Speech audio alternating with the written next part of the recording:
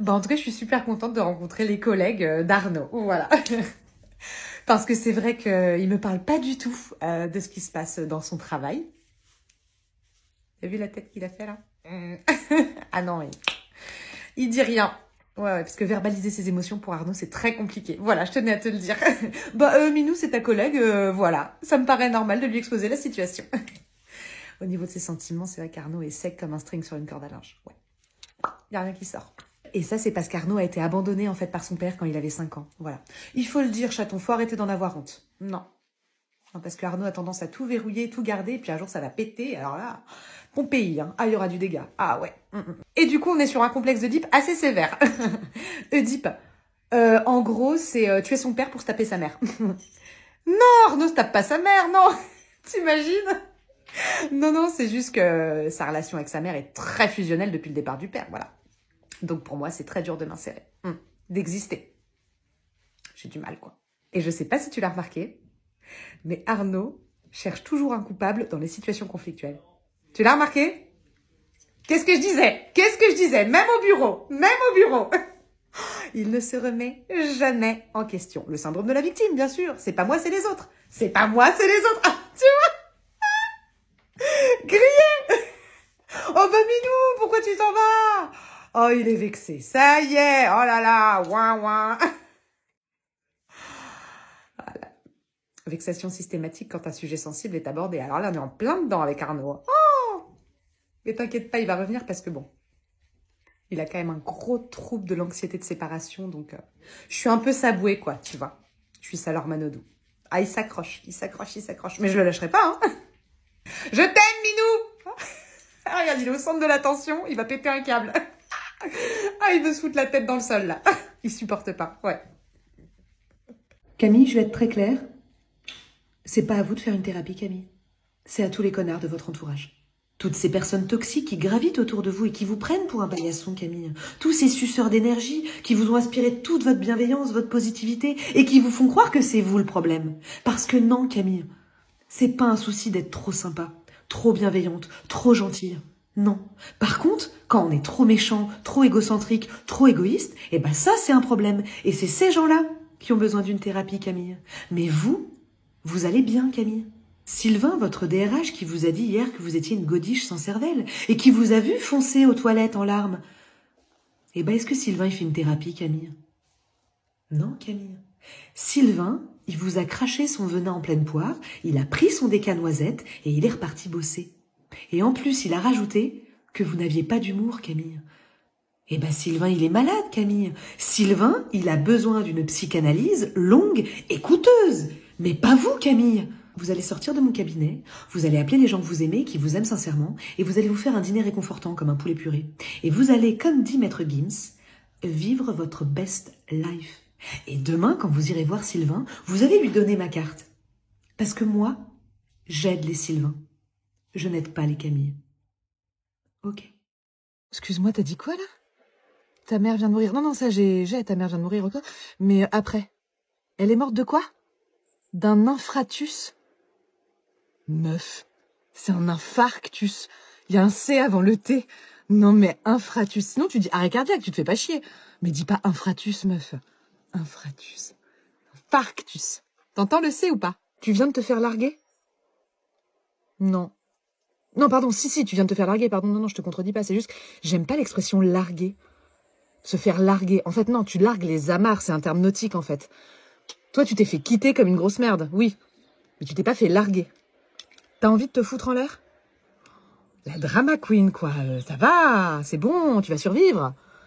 Et même si t'as envie de te foutre en l'air, s'il te plaît, tu ne le fais pas sur le réseau ferroviaire. Voilà. Train, RER, métro, t'oublies. Je te jure, la semaine dernière, 45 minutes de retard parce qu'il y avait un gars qui s'était jeté sur les rails. Il y a des gens d'un égoïsme, ils pensent qu'à eux, ils pensent pas aux autres. Voilà.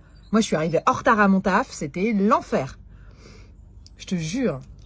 Eh bah écoute, hier j'ai pris un café avec une copine, ouais. Je me suis acheté un petit haut vachement sympa, je te le montrerai. Et... Ah oui, j'ai fait congeler mes ovocytes. Ils sont où? Eh bah écoute, ils sont dans le congélo, dans le bac à glaçons, voilà. Tu feras gaffe, j'ai mis tes futurs petits-enfants dans ton morito. Bah non, maman, je déconne, j'ai fait ça dans un labo. Bah pourquoi? Bah parce que j'ai 35 ans, voilà, que je suis célibataire, que j'ai pas envie d'être mère tout de suite, voilà. Bon, j'ai surtout pas rencontré le pot correspondant à mon couvercle, hein, le futur papa, voilà. Faut dire que ces dernières années, j'ai quand même bien enchaîné les cas sociaux, hein. Ah, je suis pas tombée sur les fraises les plus goûtues de la cagette, hein, c'est clair. Ah bah mon ex, maman, le dernier en date, je lui ai quand même proposé de faire une balade en vélo, il m'a dit qu'il était pas prêt de s'engager, donc quid de faire un bébé, tu vois? C'est horrible. Ah bah c'est la réalité, maman, hein. Le temps file, voilà. Et puis j'ai pas envie de faire des gosses avec le premier tocard venu, tout ça parce qu'une grosse date de péremption sur mes ovaires et qu'il faut que je me grouille ma race pour pondre. Ah, c'est bientôt la chasse aux œufs, laissez les miens tranquilles, ils sont bientôt périmés. Et puis je serais un mec, on se poserait pas la question. Ils ont toujours les gonades bien pleines, le chargeur au taquet, les spermatos au garde à vous. Ah là, ils peuvent se reproduire avec un pied dans la tombe, c'est génial. Et puis moi j'aurais adoré faire comme toi, rencontrer l'homme de ma vie à 18 ans au bal des pompiers de mon village, un beau soir d'été, mais non. Voilà, à 22 ans t'attendais ton premier gosse, moi je suis rentrée dans le tunnel des partiels, des examens, des stages. À 30 ans t'étais enceinte du 4e, moi j'ai signé mon premier CDI. Voilà. Alors je suis désolée maman si le seul truc que t'es dû à congeler dans ta vie c'est des bûches de Noël et des glaces choco-vanille, mais moi je suis obligée de prendre des mesures. Voilà. Il est comment ton morito? Eh oui, j'ai arrêté d'allaiter belle maman, voilà. Pourquoi? Parce que j'adore les dents de la mer, mais pas sur mes seins. Cet allaitement a été un calvaire du début à la fin, voilà. Quand il est né, votre petit-fils, j'avais des obus de lait. Voilà, j'aurais pu nourrir toute l'île de France et une partie du Grand Est. Et puis un jour, je ne sais pas pourquoi, les 2 gros menhirs que j'avais en guise de seins et que je calais difficilement dans des parachutes géants se sont transformés en gants de toilette. Voilà, les 2 Smarties oubliés du fond du paquet. Votre petit-fils m'a arraché les tétons, il m'a fait saigner les mamelles comme jamais, je chialais ma race avant chaque tété, il m'aspirait les nibards comme un puissant Dyson. J'étais crevée, il passait sa vie sur mon nichon, même quand j'allais pisser. Pendant 8 mois, ma vie ça a été réveil, pompage, craquage. Réveil, pompage, craquage. Réveil, pompage, craquage. Réveil, pompage, craquage. Même une vache laitière, belle maman, elle passait plus de temps à kiffer avec ses copines dans le pré entre 2 suçages de pie. Dès qu'il s'approchait de moi, je partais en crise d'angoisse. Vous vous êtes déjà fait téter par une agrafeuse, belle maman? Ça fait super mal. C'est pas un massage aux pierres chaudes, je vous assure. C'était Alien versus Predator. Il voulait me manger. Et moi, je voulais me barrer dans l'autre sens. Et j'ai pas envie de ressentir ça pour mon enfant. Il faut persévérer. Belle maman, j'ai eu des abcès, des crevasses mammaires, une mastite, un engorgement. J'ai donné. Je n'ai plus de sein, belle maman. C'est Verdun. C'est un champ de bataille, c'est un film d'horreur. Il avait faim tout le temps. Et moi, sa mère, je n'arrivais pas à le nourrir. Vous vous rendez compte, belle maman? L'allaitement, ça doit être du bonheur et ça a été mon plus grand malheur. Alors oui, aujourd'hui, je lui donne des biberons et je suis hyper heureuse de lui donner parce qu'il grossit, parce qu'il mange bien, parce qu'il dort bien, parce que je ne suis plus son garde-manger et parce que j'ai retrouvé mon corps et mes nibards. Voilà.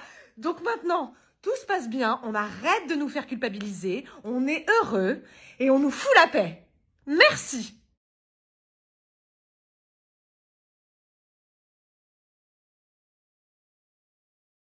Ça fait 3 mois, monsieur Luquin, que votre chéquier vous attend à l'agence et vous pouvez le récupérer quand vous voulez. Vous le voulez tout de suite? Que je vous l'envoie illico presto dans le sud de la France? Alors je suis désolée, monsieur Luquin, ça ne va pas être possible parce qu'en fait, la banque ferme dans 15 minutes et moi je pars en vacances demain. Donc, vous vous en fichez, d'accord. Vous le voulez tout de suite, d'accord. Alors, je vais demander à un collègue, voilà, de vous le... Non. Que je me taise et que je bosse.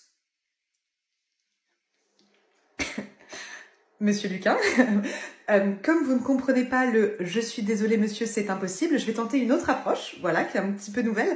Monsieur Luquin, allez vous faire foutre. Ça fait 6 ans que je suis votre conseillère bancaire, monsieur Luquin, et en 6 ans, j'ai pas eu le droit à un bonjour, un merci, un au revoir. Non, je serre les dents, je suis toujours sympa. Dans tous mes mails, je vous mets cher monsieur, je vous envoie du cordialement, je vous envoie mes respectueuses salutations. Je reste à votre entière disposition pour toute demande d'informations complémentaires, monsieur Luquin. Et en retour, j'ai rien. Walou. Que dalle, ok? Alors là, basta banana, il n'y a plus de jus dans le Tropicana, la coupe est pleine, il n'y a plus de courant dans la prise, je vous envoie un respectueux fuck, monsieur Luquin. Un sincère et cordial, vous me les brisez. Je ne suis pas votre esclave, monsieur Luquin, je ne suis pas un paillasson sur lequel vous pouvez essuyer vos grosses grolles dégueulasses. Non, ça veut dire non. Et je vais vous le dire, monsieur Luquin, en un coup de clic, je peux faire disparaître tout l'argent. Et le petit Avengers qui est en vous, là, sans la moula, il a plus de pouvoir, ok? Donc soit vous êtes sympa et vous écoutez ce que je vous dis, soit vous dégagez dans une autre banque, monsieur Luquin. Vous attendrez lundi?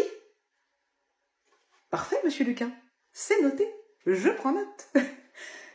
Et un très bel été à vous aussi, monsieur Luquin, absolument. Et une belle journée. Ça fait du bien, hein, monsieur Luquin, d'être sympa. J'entends pas, monsieur Luquin, c'est sympa ou c'est pas sympa? C'est sympa. Bon, très belle journée à vous, monsieur Luquin. Au revoir. Plus fort. Au revoir.